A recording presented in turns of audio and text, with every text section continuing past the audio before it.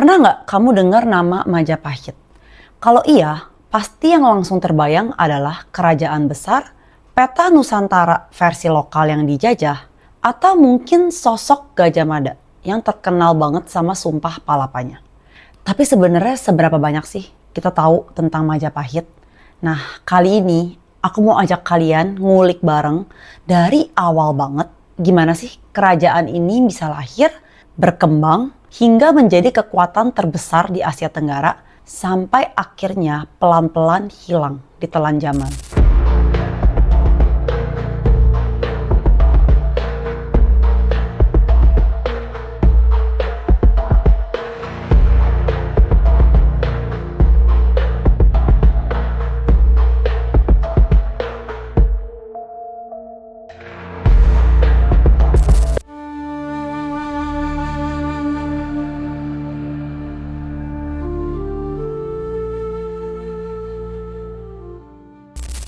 Sebelum Majapahit lahir, Jawa udah punya kerajaan besar bernama Singasari yang dipimpin oleh Raja Kertanegara.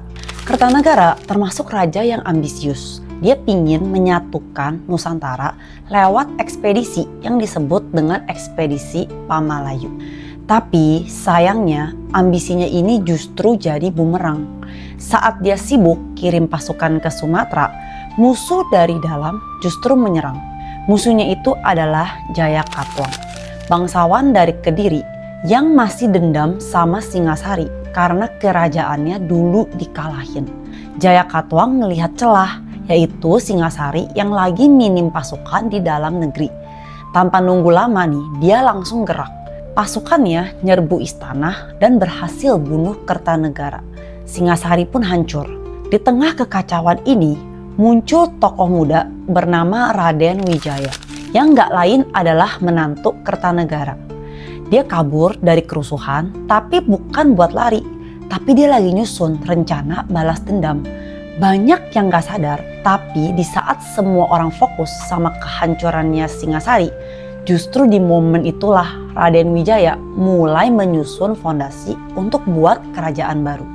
Sebuah kerajaan yang nantinya bukan cuma bangkit dari abu Singasari, tapi jauh lebih besar dan kuat dari yang pernah ada sebelumnya. Setelah Kertanegara dibunuh dan Singasari pun jatuh, Raden Wijaya kabur bareng beberapa pengikut setianya. Tapi dia gak kabur jauh, justru dia malah mutusin buat nyari pengampunan ke Jayakatwang yang gak lain adalah orang yang ngebunuh mertuanya sendiri.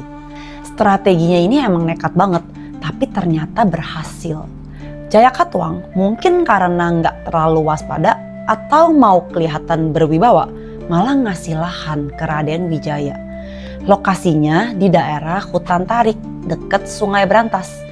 Buat Raden Wijaya, ini bukan sekedar tempat pelarian, tapi ini adalah peluang. Dia bangun pemukiman baru, ngajak penduduk dan bekas pendukung Singasari buat tinggal bareng di sana. Pemukiman itu nantinya yang dinamakan Majapahit. Jangan salah, walaupun kelihatannya dia diselamatin sama Jayakatwang ini, sebenarnya dari awal nih Raden Wijaya udah punya rencana panjang. Dia cuma lagi nunggu momen yang tepat aja buat balik nyerang. Tahun 1293 datanglah pasukan dari utara, langsung dari daerah Tiongkok. Mereka dikirim oleh Kaisar Kubilai Khan dari dinasti Yuan. Beberapa tahun sebelumnya, Kubilai Khan ini pernah ngirim utusan ke Singasari buat minta Kertanegara tunduk dan bayar upeti. Tapi Kertanegara malah menghina muka utusan itu. Karena jarak dan logistik, mereka baru bisa ngirim pasukan pembalasan beberapa tahun kemudian. Dan waktu pasukan itu sampai ke Jawa, Kertanegara udah meninggal dan Singasari juga udah bubar. Tapi mereka nggak tahu itu. Raden Wijaya yang tahu situasinya langsung punya ide gila. Dia nyambut pasukan Mongol, pura-pura bantuin mereka, terus ngajak kerjasama buat ngelawan Jayakatwang. Mongol setuju dan akhirnya mereka nyerang Kediri bareng. Jayakatwang pun berhasil ditangkap dan dibunuh. Tapi ini belum selesai. Setelah menang, Raden Wijaya langsung balik badan. Dia malah nyerang Mongol secara tiba-tiba dan ngusir mereka dari Jawa. Dia manfaatin Mongol buat bersihin musuh, lalu usir mereka sebelum mereka sempat ngerasa nyaman di tanah Jawa. Disinilah Raden Wijaya benar-benar tampil sebagai tokoh yang cerdas dan penuh dengan strategi. Dan sekarang jalannya pun terbuka lebar buat mendirikan kerajaannya sendiri, yaitu Majapahit. Setelah semua lawan berhasil disingkirin, pada tahun 1293, Raden Wijaya pun resmi naik tahta dan mendirikan kerajaan Majapahit. Dia dapat gelar Kertarajasa Jayawardhana. Tapi jangan kira ya semuanya langsung berjalan dengan mulus. Justru di tahun-tahun awal pemerintahannya banyak banget masalah internal. Beberapa kerabatnya sendiri, termasuk para mertuanya yang dikasih jabatan, malah bersekongkol untuk merebut kekuasaan. Bahkan ada tuduhan pengkhianatan dari tokoh-tokoh tinggi seperti Arya Wiraraja dan Rangga Lawe. Ini bukan sekedar konflik kecil, tapi ancaman besar buat keberlangsungan kerajaan yang masih baru berdiri. Untungnya Raden Wijaya punya penasehat dan panglima yang loyal dan tangguh. Satu persatu pemberontakan pun berhasil ditumpas. Tapi efeknya cukup dalam. Rakyat mulai ngerasa was-was dan gak sepenuhnya percaya sama istana. Di sisi lain, Raden Wijaya juga mulai nyusun sistem pemerintahan. Dia mulai ngatur pembagian wilayah, bikin struktur kekuasaan, dan merancang sistem birokrasi yang terinspirasi dari sistem sebelumnya di Singasari. Jadi, walaupun masih penuh gejolak, fondasi awal Majapahit mulai terbentuk dengan cukup kuat. Dan walaupun baru mulai, cerita besar Majapahit perlahan mulai mengukir sejarah panjangnya. Tahun 1309, Raden Wijaya wafat. Usia Majapahit saat itu baru 16 tahun, belum matang, tapi sudah mulai tumbuh. Pemerintahan selanjutnya jatuh ke tangan anaknya, yaitu Jayanegara. Di atas kertas, Jayanegara adalah putra mahkota sah. Tapi secara karakter, dia beda banget dari ayahnya. Kalau Raden Wijaya dikenal dengan cerdas dan strategis, Jayanegara justru terkenal lemah dan gak punya leadership yang kuat. Banyak rakyat dan bangsawan mulai kehilangan harapan. Pemerintahannya juga korup, gak stabil, dan makin jauh dari rakyat. Rasa ketidakpuasan pun makin tinggi. Rakyat mulai ngebandingin dia sama ayahnya, dan itu jadi tekanan yang lumayan berat buat Jayanegara. Di balik tembok istana, banyak pejabat mulai main politik sendiri. Bahkan ada yang diam-diam nyusun rencana buat ngegulingin dia. Di masa ini muncul satu nama penting yang nantinya bakal sangat menentukan arah Majapahit, yaitu Gajah Mada. Tapi kita simpen dulu ya kisahnya dia. Intinya pemerintahan Jayanegara ini seperti titik gelap pertama dalam masa awal Majapahit. Gak ada ekspansi besar, gak ada reformasi, yang ada malah krisis kepercayaan dan ketakutan akan kekacauan yang lebih besar. Kekacauan makin menjadi-jadi sampai akhirnya tragedi besar terjadi di dalam istana. Tahun 1328, Jayanegara dibunuh oleh dokternya sendiri yang bernama Tanca. Dan anehnya, pembunuhan ini nggak membuat rakyat marah. Malah banyak yang menganggap ini semacam kelegaan. Bayangin, seorang raja dibunuh, tapi rakyat nggak ngelawan, malah kayak lega. Itu nunjukin seberapa buruk citra Jayanegara di mata mereka. Tapi abis itu muncul satu pertanyaan besar. Siapa yang bakal jadi pengganti? Karena Jayanegara nggak punya anak, posisi raja pun kosong. Dan disinilah tokoh wanita luar biasa itu muncul ke permukaan. Dia adalah Tribuana Wijaya Tunggadewi yang adalah ibunya sendiri. Biasanya zaman itu perempuan gak dianggap cocok untuk jadi pemimpin. Apalagi raja, tapi karena keadaan memaksa. Sang Mahapati, petinggi negara pun ikut campur. Dan akhirnya Tribuana dinobatkan sebagai raja perempuan. Sejarah mencatat di bawah pemerintahannya, Majapahit gak cuma bertahan, tapi justru mulai berkembang lagi.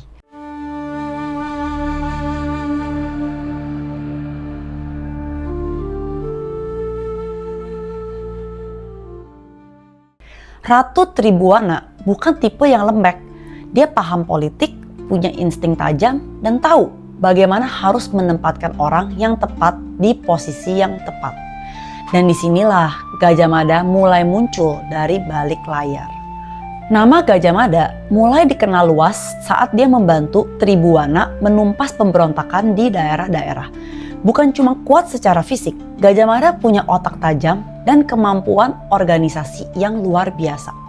Orang-orang mulai memperhatikan siapa dia sebenarnya, apa tujuannya. Tahun 1336, dia diangkat menjadi Mahapatih Amangkubumi atau semacam Perdana Menteri, dan di saat itu juga dia ngucapin kalimat yang akan tercatat dalam sejarah Indonesia, yaitu Sumpah Palapa. Isinya legendaris. Dia bersumpah nggak akan menikmati hidup enak, nggak akan makan rempah-rempah sebelum semua wilayah Nusantara tunduk di bawah Majapahit. Banyak orang waktu itu nganggap dia terlalu ambisius, bahkan arogan. Tapi buat Gajah Mada itu bukan omong kosong. Dia yakin kalau semua wilayah bersatu nih, Majapahit akan menjadi kekuatan superpower di kawasan Asia Tenggara. Sumpah itu bikin rakyat terbelah. Ada yang mendukung habis-habisan, tapi ada juga yang takut kalau dia bakal jadi diktator. Tapi Ratu Tribhuwana percaya padanya. Dia kasih kepercayaan penuh, dan dari sinilah proyek penyatuan Nusantara pun dimulai. Dengan kekuasaan penuh di tangan, Gajah Mada mulai bergerak. Dia kirim pasukan ke berbagai wilayah yang belum tunduk. Salah satu yang pertama adalah Bali. Perang ini nggak mudah, tapi Gajah Mada berhasil taklukin pulau itu dan menetapkan gubernur dari Majapahit di sana. Setelah itu lanjut ke Lombok, Kalimantan Selatan, Sulawesi, bahkan Sumatera bagian barat. Banyak raja kecil yang awalnya keras kepala akhirnya tunduk karena dua hal, ketakutan atau kekaguman. Tapi jangan pikir semuanya lewat perang, karena Gajah Mada juga pakai cara diplomasi. Dia kirim utusan ke kerajaan-kerajaan lain, bawa hadiah, dan menawarkan perlindungan serta akses dagang. Buat kerajaan kecil, itu tawaran yang menarik, dan gak semua wilayah ditaklukkan secara paksa. Gajah Mada paham kadang kekuasaan bisa diraih tanpa tetesan darah. Dan satu lagi, Gajah Mada juga bangun jaringan intelijen semacam mata-mata yang nyebar ke seluruh Nusantara. Jadi dia tahu kapan dan di mana ada rencana pemberontakan. Belum ada kerajaan lain di Nusantara yang secanggih itu dalam hal pengawasan. Dan ini baru awal, tapi Majapahit pelan-pelan tumbuh jadi raksasa baru. Tahun 1350, Ratu Tribhuwana turun tatah dan digantikan oleh anaknya Hayam Wuruk. Dia naik jadi raja di usia yang masih muda, tapi kecerdasannya nggak main-main. Dia belajar langsung dari ibunya dan dikelilingi mentor seperti Gajah Mada. Kombinasi mereka berdua bikin Majapahit pun melesat. Gajah Mada ngatur ekspansi militer dan politik, sedangkan Hayam Wuruk fokus di pembangunan, hukum, seni, dan budaya. Di bawah mereka, Majapahit nggak cuma kuat, tapi juga indah. Ibu kota Majapahit jadi pusat intelektual. Seni ukir, wayang, sastra, dan arsitektur berkembang pesat. Bahkan sistem pemerintahan pun makin rapi. Wilayah kekuasaan dibagi ke dalam provinsi yang dipimpin oleh raja muda atau penguasa daerah, tapi tetap laporan ke pusat.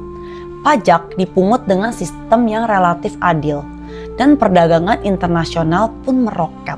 Kapal-kapal asing dari India, Tiongkok, bahkan Arab sering berlabuh di pelabuhan Majapahit. Orang asing takjub dengan sistem pemerintahannya. Catatan dari Tiongkok menyebut kalau Majapahit adalah kerajaan dengan kota besar, bersih, dan penuh aturan tertib. Dan ini baru awal dari era emas Majapahit. Masuk tahun-tahun awal pemerintahan Hayam Wuruk, Majapahit udah mulai jadi topik pembicaraan di berbagai belahan Asia Tenggara. Bayangin aja, wilayah kekuasaannya saat itu meliputi hampir seluruh kepulauan Nusantara. Dari ujung barat Sumatera sampai Papua, dari semenanjung Malaka sampai kepulauan Nusa Tenggara. Tapi kejayaan ini bukan cuma soal luas wilayah. Lebih dari itu, Majapahit juga jadi pusat perdagangan internasional. Rempah-rempah, emas, perak, batu mulia, dan tekstil jadi barang dagang utama. Kapal dari Tiongkok, India, Arab, bahkan Eropa lewat Samudra Hindia mampir di pelabuhan-pelabuhan Majapahit kayak Tuban, Gresik, dan Surabaya. Tapi di balik semua itu, fondasinya adalah stabilitas dalam negeri. Hayam Wuruk benar-benar ngelola pemerintahan dengan baik. Dia ngerti kekuasaan bukan cuma soal tahta, tapi soal gimana bikin rakyat sejahtera. Di masanya, rakyat bisa bertani, berdagang, dan berkarya dengan relatif aman. Dan jangan lupa, budaya juga mekar banget. Banyak pujangga nulis karya sastra legendaris, seni wayang makin disukai, dan candi-candi besar dibangun atau dipugar. Istilahnya, saat kerajaan lain sibuk perang, Majapahit justru sibuk berkembang. Bahkan diplomat asing pun dibuat kagum sama kemajuan negeri ini. Bisa dibilang, tahun 1350-an ke atas, Majapahit benar-benar duduk di singgasana kejayaan yang nyaris tak tertandingi di seluruh Asia Tenggara. Salah satu sumber paling penting buat tahu kejayaan Majapahit itu adalah Kitab Negara Kertagama yang ditulis oleh Empu Prapanca. Kitab ini ditulis sekitar tahun 1365 dan isinya super lengkap. Bukan cuma puisi dan doa, tapi juga catatan perjalanan raja, struktur pemerintahan, wilayah-wilayah yang tunduk, sampai adat istiadat yang berlaku. Dari kitab ini kita tahu Majapahit bukan sekedar kerajaan besar, tapi juga terorganisir dengan baik. Misalnya, raja punya penasehat-penasehat dari kalangan Brahmana dan Ksatria. Urusan pemerintahan dibagi-bagi, ada yang urus keuangan, ada yang ngurus hukum, ada yang ngurus pertanian, dan semuanya punya tanggung jawab yang jelas. Bahkan sistem pajak pun diatur berdasarkan jenis tanah dan hasil pertanian.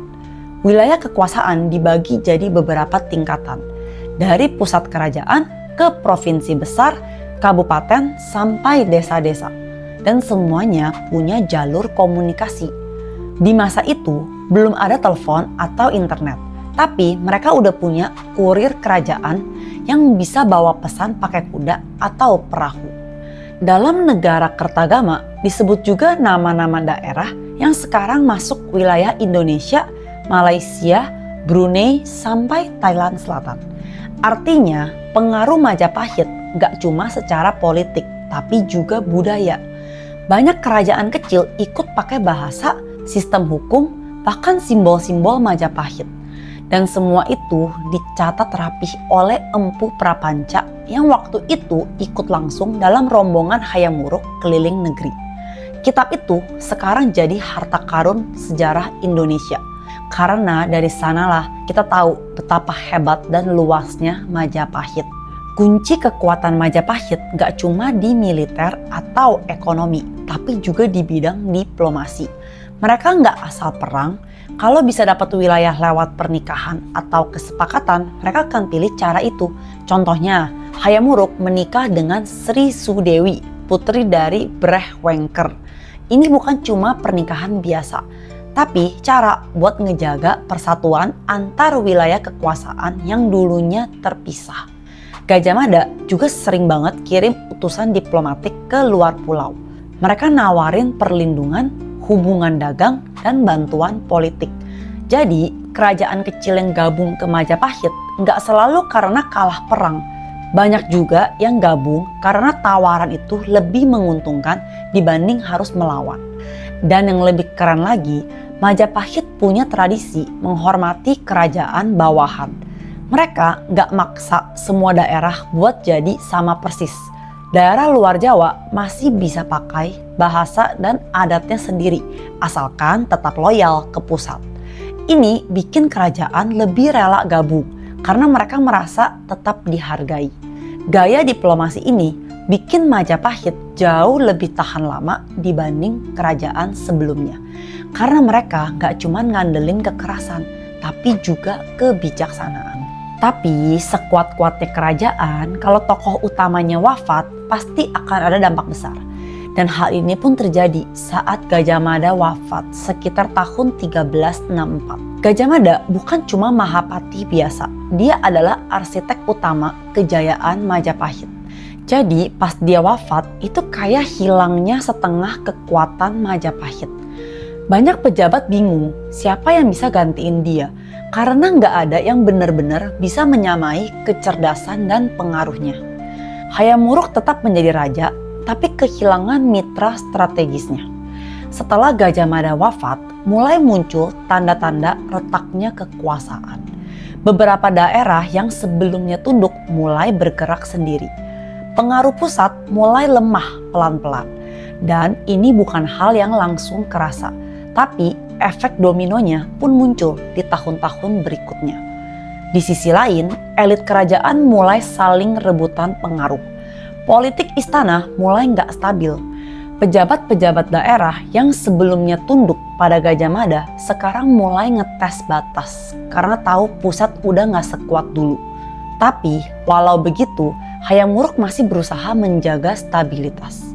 Dia coba jaga hubungan diplomatik dan tetap keliling wilayah kekuasaan buat ngontrol langsung. Tapi tanpa Gajah Mada itu jelas lebih berat. Ini momen di mana Majapahit mulai goyah secara perlahan. Tahun 1389 kabar duka datang lagi. Hayam Wuruk wafat. Dan seperti raja-raja besar pada umumnya, setelah dia pergi, kerajaan langsung masuk ke masa krisis.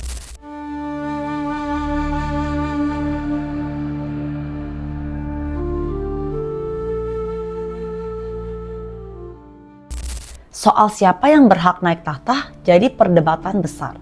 Hayam Wuruk punya anak laki-laki, tapi statusnya nggak sah karena ibunya bukan dari permaisuri utama. Sementara di sisi lain, Bre Wirabumi, anak dari selir lain, juga merasa punya hak. Dan disinilah terjadi konflik internal besar-besaran yang dikenal sebagai Perang Paregrek. Perang ini berlangsung cukup lama dan bukan sekedar soal rebutan tahta, tapi juga pertarungan antar elit, antar keluarga, dan antar wilayah. Ekonomi pun langsung anjlok. Daerah-daerah luar Jawa mulai nggak mau nurut. Rakyat mulai lelah karena perang yang nggak selesai-selesai. Dan yang lebih tragis, perang ini bikin simbol persatuan yang selama ini dibangun oleh Gajah Mada dan Hayam Wuruk mulai hancur perlahan. Jadi walaupun dari luar Majapahit masih kelihatan gagah, tapi dalamnya mulai lapuk. Dan dari sinilah bayang-bayang kejatuhan Majapahit mulai kelihatan jelas. Perang Paregrek adalah salah satu tragedi yang menyedihkan dalam sejarah Majapahit. Perangnya sendiri pecah antara Wikramawardhana, suami dari cucu Hayam Wuruk, dan Bre Wirabumi, anak Hayam Wuruk dari selir. Dua-duanya merasa paling berhak atas tahta. Tapi di balik itu, konflik ini sebenarnya lebih dalam. Ini adalah simbol dari pecahnya kekuatan keluarga kerajaan Majapahit sendiri. Selama puluhan tahun, kerajaan ini dipertahankan lewat keseimbangan politik dan diplomasi yang rumit. Tapi begitu tokoh-tokoh utama wafat, mulai kelihatan siapa yang benar-benar loyal dan siapa yang cuma nunggu kesempatan buat naik. Perang Paregrek gak cuma bikin wilayah-wilayah di Jawa terpecah, tapi juga bikin daerah-daerah luar Jawa pun makin renggang. Mereka jadi ragu mau dukung siapa, dan beberapa bahkan mulai lepas dari pengaruh Majapahit. Perdagangan terganggu, hubungan diplomatik rusak, dan ekonomi jadi korban. Petani gak bisa panen karena desanya jadi medan tempur. Pedagang takut lewat jalur Majapahit karena sering dirampok. Ini perang saudara yang bukan cuma bikin kerajaan lemah, tapi juga nyakitin rakyat kecil yang gak punya kepentingan politik apa-apa. Akhirnya Wikramawardhana menang. Tapi itu bukan kemenangan total. Karena yang hancur dalam perang ini bukan cuma pasukan Bre Wirabumi, melainkan legitimasi dan wibawa kerajaan. Walaupun perang saudara sudah selesai, tapi luka yang ditinggalkan gak gampang sembuh. Banyak pejabat dan rakyat dari kubu Bre Wirabumi yang merasa dikhianati. Mereka nggak semua tunduk ke Wikramawardhana. Di sisi lain, Wikramawardhana juga nggak punya kekuatan penuh buat bersihin semua sisa perlawanan. Karena pasukan dan logistiknya sudah habis-habisan. Akhirnya muncul situasi yang rumit. Kerajaan secara de jure atau secara hukum masih bersatu, tapi secara de facto atau secara fakta banyak wilayah sudah bertindak layaknya negara merdeka. Beberapa daerah mulai menetapkan pemimpin sendiri, pungut pajak sendiri, dan bikin keputusan tanpa nunggu izin dari pusat. Wilayah-wilayah di luar Jawa seperti Palembang, Kalimantan Timur, bahkan sebagian Sulawesi Selatan mulai melemahkan loyalitas mereka ke Majapahit. Sementara di pusat kerajaan sendiri mulai muncul konflik baru, yaitu saling sikut antar bangsawan, rebutan jabatan, dan makin banyak korupsi. Banyak bendahara dan pejabat lokal mulai main sendiri, kantongin uang rakyat, dan gak ada kontrol apa-apa dari pusat. Ini semacam efek domino dari lemahnya pusat pemerintahan. Dan parahnya lagi, kepercayaan rakyat ke kerajaan juga makin menurun. Majapahit sibuk mengurus konflik dalam negeri, sedangkan di luar sana muncul kekuatan-kekuatan baru. Di pesisir utara Jawa, pelabuhan-pelabuhan kecil mulai tumbuh jadi pusat dagang penting. Salah satunya adalah Demak, yang nantinya bakal punya peran besar dalam sejarah Nusantara. Di saat Majapahit mulai kehilangan taringnya, wilayah pesisir justru berkembang pesat karena letaknya strategis buat jalur dagang.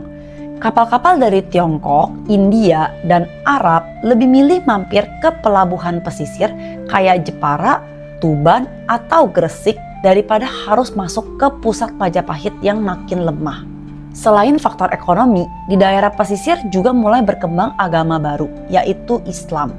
Agama ini masuk lewat para pedagang asing dan pelan-pelan diterima oleh penduduk lokal.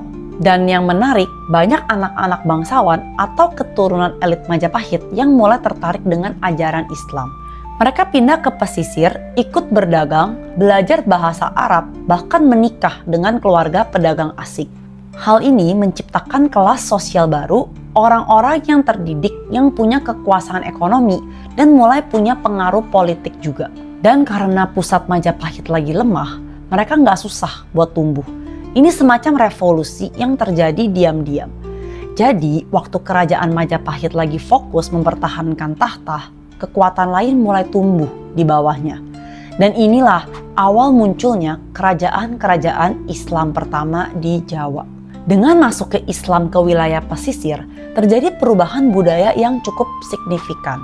Kalau dulu budaya Majapahit kental banget dengan Hindu-Buddha, sekarang mulai muncul pengaruh baru dari bahasa Arab, sastra Islam, sampai kesenian yang mulai disesuaikan. Wayang yang tadinya bercerita soal Mahabharata dan Ramayana mulai disisipkan kisah-kisah bernuansa Islam. Kaligrafi Arab mulai muncul di bangunan-bangunan dan pengajian mulai menggantikan sebagian upacara-upacara Hindu di desa-desa pesisir. Perubahan ini nggak langsung menghapus budaya lama, tapi lebih ke akulturasi perpaduan. Dan karena pusat Majapahit udah nggak kuat lagi, mereka juga nggak bisa nahan laju perubahan ini. Bahkan beberapa bangsawan Majapahit pun ada yang masuk Islam, tapi tetap pakai gelar dan tradisi lama. Dari sinilah kekuatan simbolik Majapahit mulai memudar. Kalau dulu lambang kerajaan bisa bikin rakyat tunduk dan bangga, sekarang lambang itu udah nggak relevan bagi sebagian orang. Mereka lebih menghormati tokoh lokal, ulama, atau pemimpin dagang yang hidup bareng mereka ketimbang raja yang tinggal jauh di istana. Ini adalah masa peralihan, perubahan pelan tapi mendalam. Orang-orang nggak lagi merasa bagian dari kerajaan, tapi bagian dari komunitas kecil, dari kota dagang, atau dari jamaah. Dan ini ngebuka jalan buat munculnya kekuatan baru, Kesultanan Demak yang nantinya secara langsung bakal jadi pewaris tanah Jawa, bukan dalam garis darah, tapi dalam kekuasaan nyata. Tahun demi tahun berlalu dan otoritas pusat Majapahit makin melemah lagi. Para raja setelah Hayam Wuruk dan Wikramawardhana gak ada yang punya kekuatan karismatik. Banyak dari mereka cuma jadi simbol formal tanpa kekuasaan yang benar-benar dijalankan. Bahkan di istana sendiri, keputusan politik lebih sering diatur oleh kelompok bangsawan dan pejabat tinggi, bukan raja. Ini kayak boneka yang dipajang di singgasana. Daerah-daerah luar Jawa udah mulai jarang kirim upeti. Bahkan beberapa malah terang-terangan ngebangun benteng dan militer sendiri. Majapahit gak cuma cukup pasukan atau anggaran buat ngontrol semuanya. Pajak yang dikumpulin sering gak nyampe ke pusat, malah habis di jalan atau dikorupsi. Pedagang asing juga mulai menghindari pelabuhan Majapahit dan lebih milih tempat-tempat yang lebih stabil dan ramah. Wibawa kerajaan perlahan-lahan berubah jadi nostalgia. Banyak rakyat masih hormat secara simbolik, tapi nggak lagi berharap banyak dari istana. Buat mereka, Majapahit cuma nama besar di masa lalu.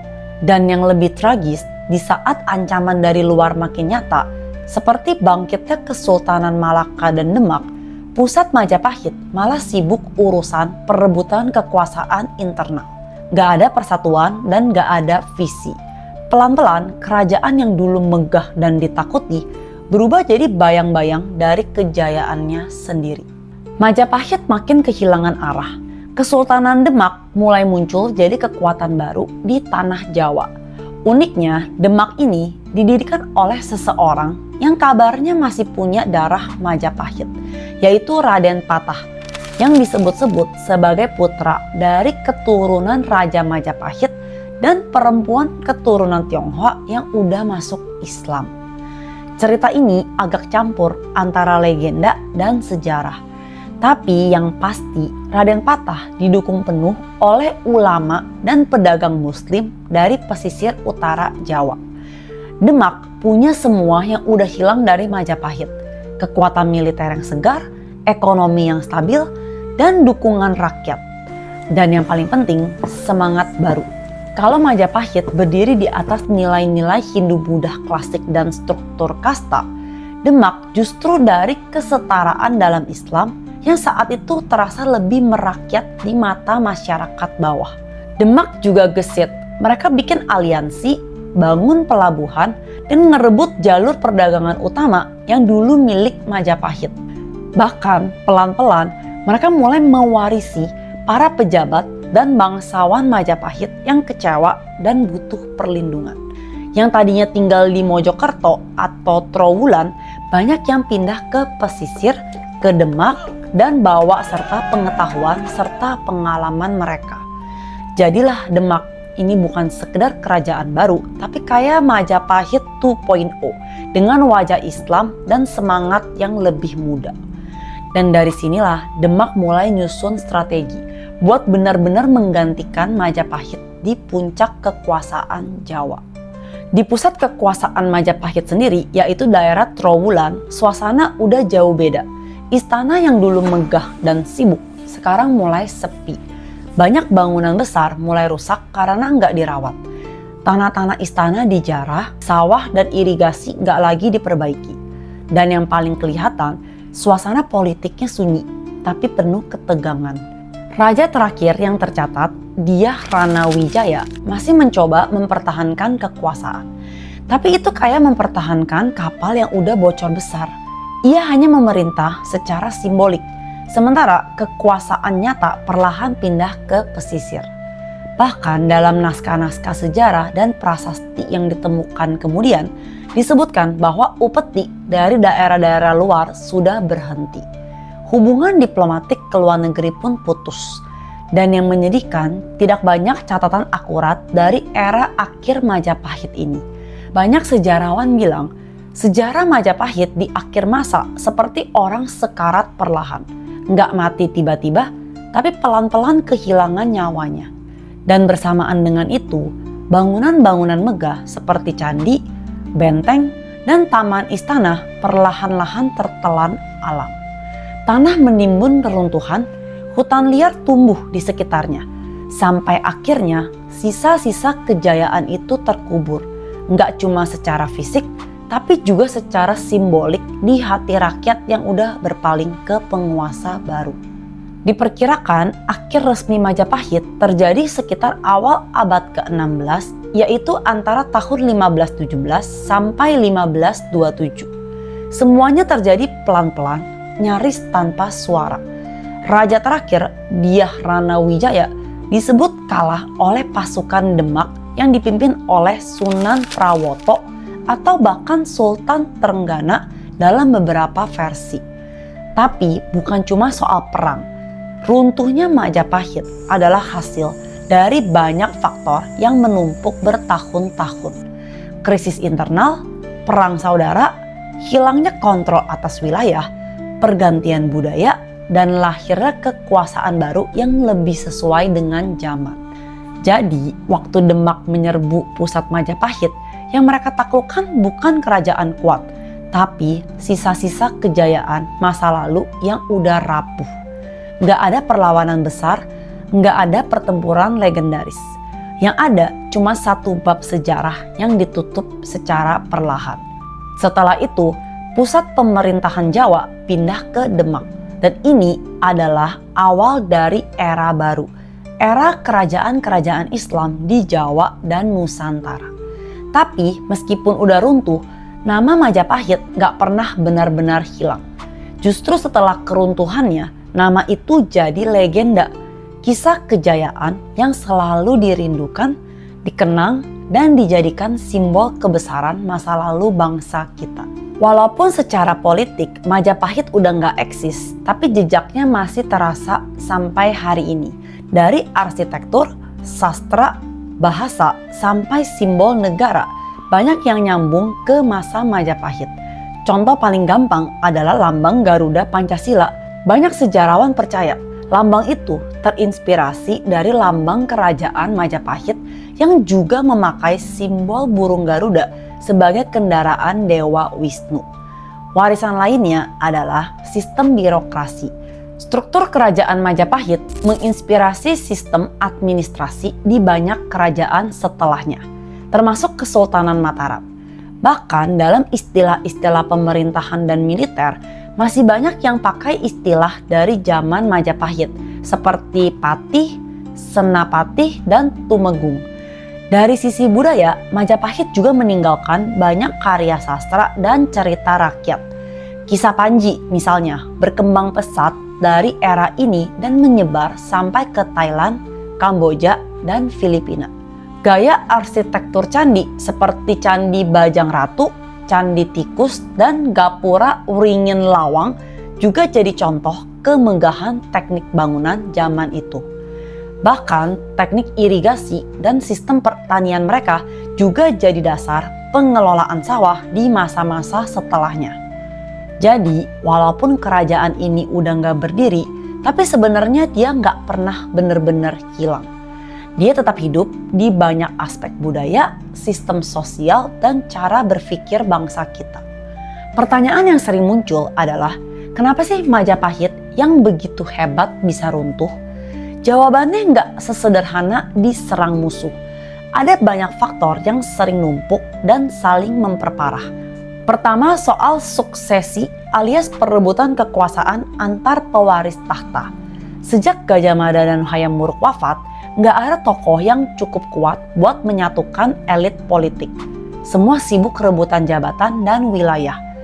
Kedua, adanya perang saudara seperti Perang Paregrek yang bikin negara lemah dari dalam. Ketiga, korupsi dan hilangnya kontrol pusat. Pajak yang gak nyampe ke ibu kota, birokrasi mulai bobrok, dan pejabat daerah bertindak sewenang-wenang. Keempat, munculnya kekuatan baru seperti Kesultanan Demak yang lebih cocok dengan zaman dan lebih dekat ke rakyat. Kelima, dan ini yang penting, adalah perubahan budaya dan agama. Ketika Islam mulai tumbuh di pesisir dan punya pengaruh besar, Majapahit yang masih berbasis Hindu-Buddha mulai kehilangan daya tarik. Semua ini bukan hal yang langsung bikin Majapahit runtuh dalam semalam, tapi ibarat penyakit kronis, sedikit demi sedikit memakan kekuatan dari dalam. Sampai akhirnya ketika Demak datang dan menyerang pusat kerajaan, Majapahit udah gak punya energi buat bertahan. Jadi, kejatuhan Majapahit bukan karena satu pertempuran, tapi karena hancur dari dalam dan kalah oleh zaman yang berubah. Begitulah cerita tentang kerajaan Majapahit.